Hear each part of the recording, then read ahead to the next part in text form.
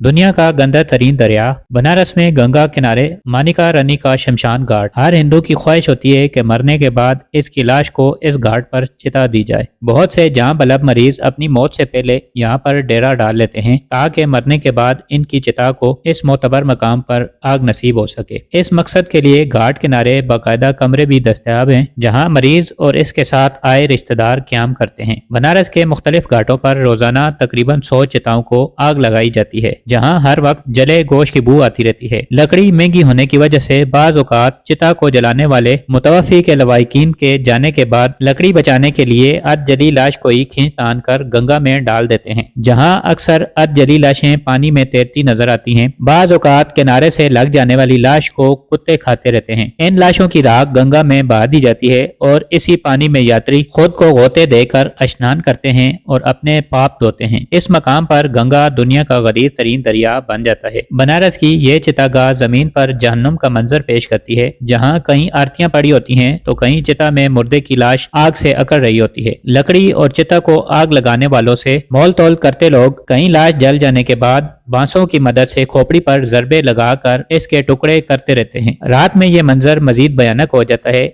जब जगह जगह जलती चिताएं और धोती में मलबूस आसेब नुमा अफराद चिताओं के गिर्द जमा होते हैं। हर तरफ राख, कोयले, आग की जड़ और बदबू का राज होता है। अल्हम्दुलिल्लाह हम मुसलमान हैं और पाकीज़गी हमारा ईमान है। अल्लाह ने इंसान के लिए कब्र का वो रास्ता मुंतखब किया है जिससे इसका भरम भी रह जाए और इसकी पाकीज़गी भी बरकरार रहे। शुक्र कीजिए कि हम मुसलमान पैदा हुए हैं और उम्मत मोहम्मद सल्लल्लाहु अलैहि वसल्लम में पैदा हुए हैं।